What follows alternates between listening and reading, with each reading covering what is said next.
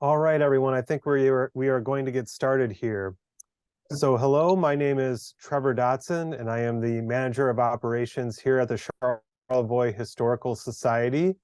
And I am here to introduce our speaker tonight. His name is Jeffrey Reynolds, and he is the current president of the Charlevoix Historical Society. Jeffrey is a Charlevoix native and once served as the executive director of the Charlevoix Historical Society Museum at Harsha House from 1989 until 1993. In 2022, Jeffrey retired from the Joint Archives of Holland at Hope College in Holland, Michigan, where for 21 of his 25 years there, he was the Mary Riepma Ross Director with the rank of professor. He has written numerous papers and articles about boat building, a topic he does not only write about, but also does in his free time, refurbishing and building new boats. I hope you enjoy his presentation tonight about Coast Guardsman Earl Cunningham and his ordeal on the ice, a story that is not well known here in Charlevoix. Well, welcome everybody to a warm night in Charlevoix. It hasn't been that way all winter, but we're enjoying it today. Unlike the night in February 8th, 1936, when Earl Cunningham and another fisherman lost their life. And that's what tonight's story will be about.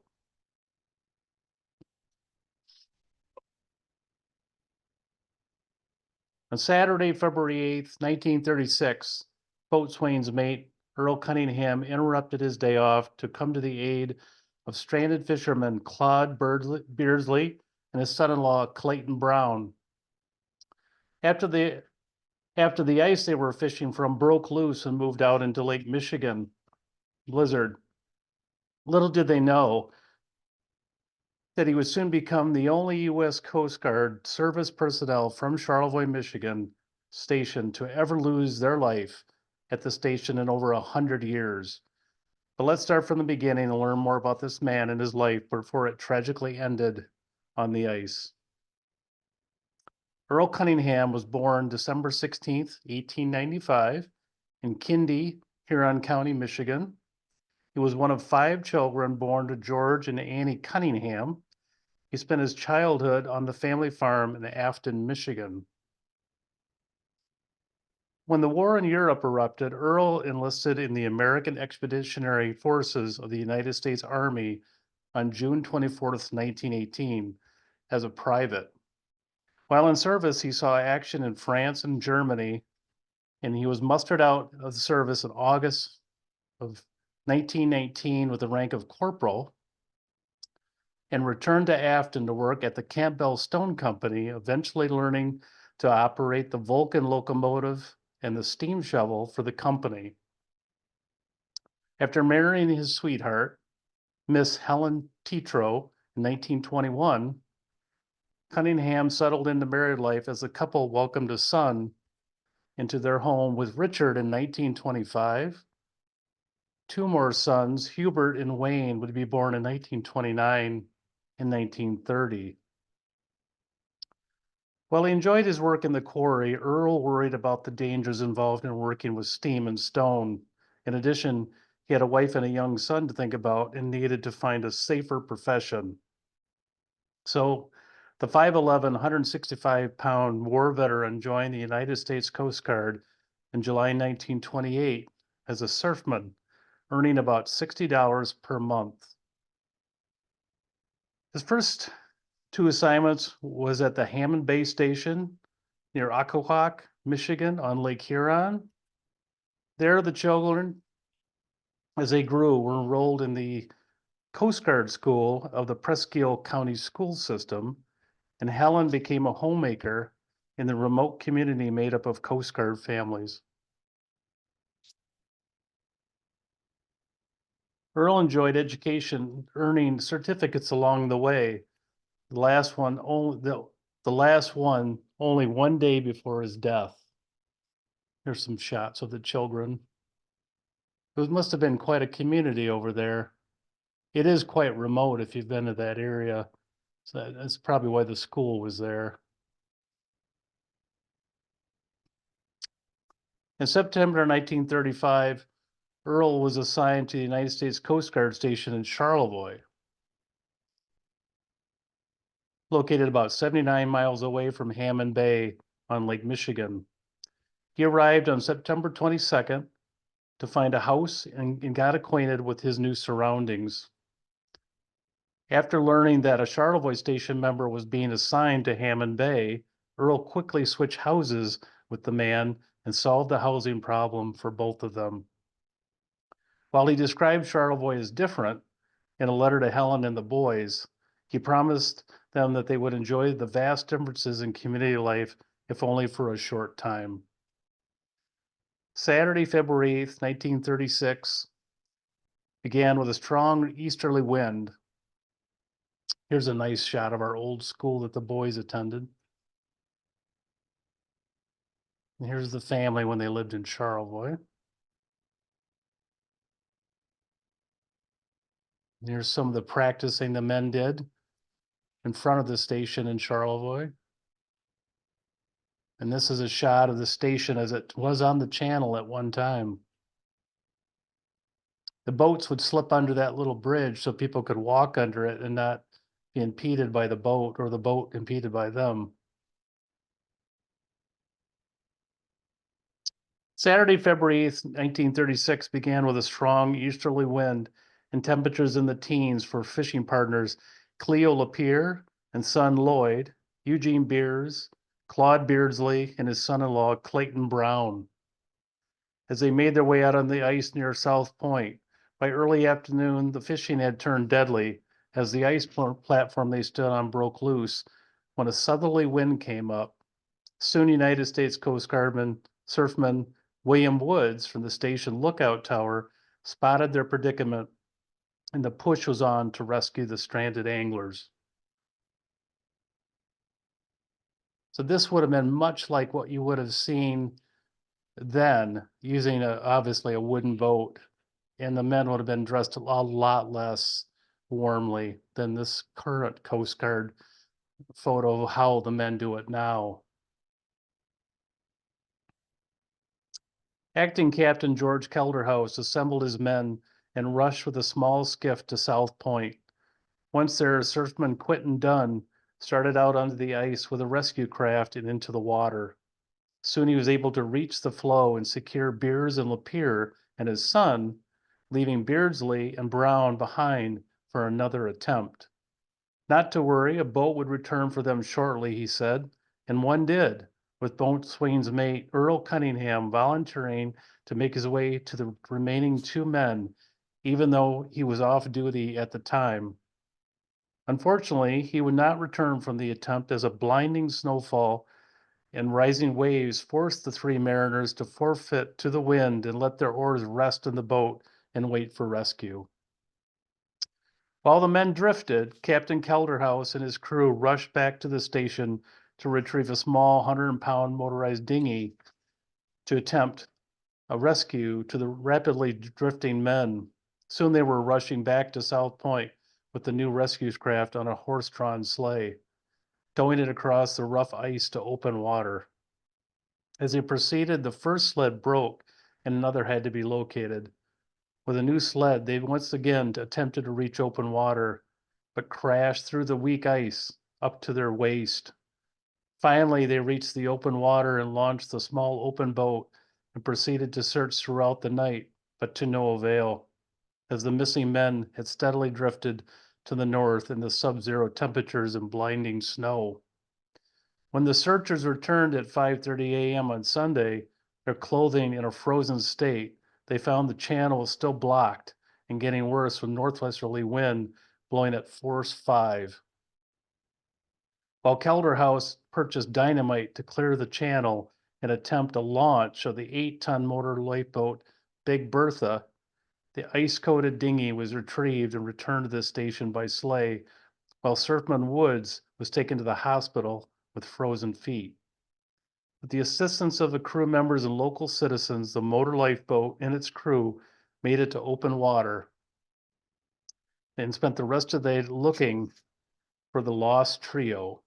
But again, no sign of life was found as the missing men moved farther up the lake, growing colder and less hopeful for rescue.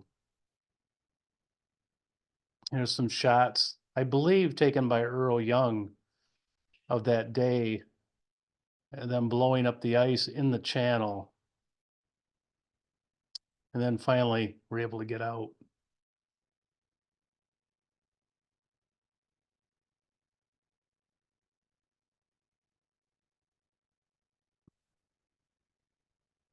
While the local crew desperately searched for the lost trio, assistance from Sault Ste. Marie Coast Guard Station was steaming toward Charlevoix in the form of a cutter and 2 airplanes, one from the Detroit News and the other from the Coast Guard, but no one could find the missing men.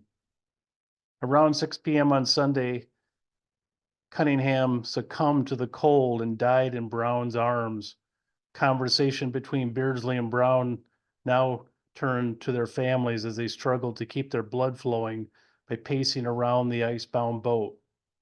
At 10 p.m., after moving toward the shore with Brown, Beardsley fell waist deep into the lake and was retrieved by Brown's pike pole. Soon after that, Beardsley lay down on the ice and died. Knowing that he would also perish if he did not reach shore soon, Brown steadily, sometimes crawling, moved towards Goodhart, Michigan, almost 9 miles away. By Monday afternoon, Native Americans on the shore had sighted Brown and went to his rescue. The delirious and incoherent man. A few hours later, a telephone call was made, and soon authorities and friends had learned of his survival and rushed by ambulance to Goodhart. There they had listened to his ordeal, as well as learning of his companions' deaths due to exposure. Now the task of recovering the bodies of Cunningham and Beardsley began. After a Coast Guard chartered search plane spotted the bodies and the skiff on Tuesday, the Charlevoix crew set out to retrieve them, but with poor visibility and a force 4 wind, they turned back again. The following day, Coast Guardsmen and local Native Americans returned to the ice, pulling a boat 9 miles out onto the ice. Later that day, after 8 hours on the ice, they returned with the 2 bodies. And this is an image of the men that hiked 18 miles that day. And this is the skiff that Earl Cunningham passed away in. They put it on a sleigh and towed it back in. Later that day, 8 hours on the ice. Okay, 2 dead, 3rd survives flow ordeal, read the headline in the Charlevoix Courier on February 12, 1936. As United States Coast Congressman John Lisinski read a tribute to heroism in honor of Earl Cunningham on the floor of the House of Representatives in Washington, D.C. So marked the end of an event still unmatched in Charlevoix's long and tenacious relationship with Lake Michigan. Later that week, Cunningham was laid to rest at Silver Lake Cemetery.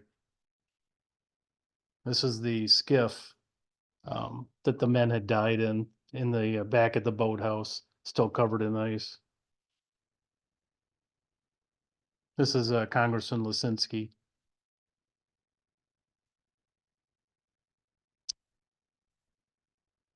Later that week, Cunningham was laid to rest at Silver Lake Cemetery in Wolverine, Michigan, near Afton, and Beardsley at Charlevoix's Brookside Cemetery, while Brown lay recovering from frostbitten feet. Both men left grieving families in a shocked community that marked this as the worst ice tragedy in the history of the village. In late March, Brown lost both of his feet to gangrene, brought on by cold and the bruises received as he beat them with an axe handle to keep the blood flowing. According to the newspaper, members of the U.S. Life-Saving Service received commendations for their highest type of courage, including Cunningham. A chapter about this event, Greater Love Hath No Man, was also published in a 1937 book by Carl Barzlog titled Coast Guard to the Rescue, and a plaque dedicated to all that perished. With him in the history of the United States Coast Guard was dedicated in Grand Haven, Michigan in August 1940. After writing the article for the Charlevoix Courier in February 2000 about this incident, I became curious about what happened to Helen and the three boys, ages 4, 6, and 10. I knew from the newspapers that she had returned to Afton with the boys, but nothing more. After getting nowhere with the National Personnel Records Center, I turned to the internet to help in finding Earl's three boys and possibly more about their father. There, I discovered that all three had passed away, the last in 2000. So I turned to Earl's grandsons. Once a letter was written to men with matching first names of the boys explaining my interest in their grandfather, I mailed out several letters and began my wait for a response. After many weeks of waiting, I received a phone call from Penny Helmer of Hudsonville, Michigan, granddaughter of Earl Cunningham and daughter of Wayne, saying that her mother had received my letter and that she, Penny, wanted to visit me in Holland. Upon her arrival, she opened a box containing a family scrapbook and the medals received by Earl during his service to the Coast Guard. It was there that I discovered that he had been nominated for a Carnegie Hero Fund Commission medal, but turned down because of his employment at the time, and not as a civilian. But it wasn't much further in my search of the box that I discovered the coveted gold life-saving medal and other service awards of Earl's, including a letter from the U.S. Treasury Department to Helen rewarding Earl the gold life-saving medal. In recognition of the heroic daring displayed by him in attempting to rescue two men from drowning on February 8th, 1936. Later that week, I alerted the U.S. Coast Guard Historian's Office of my find and the omission of Earl from the official list of medal awardees posted on their website. They quickly acknowledged the omission and have since added his name to this honored list of heroes. Oops, one too fast.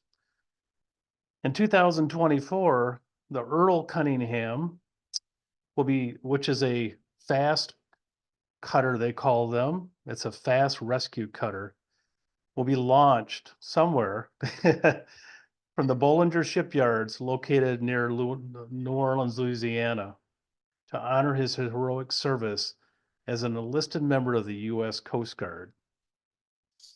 I did a current check of that, and we have yet to wait for the boat to start construction.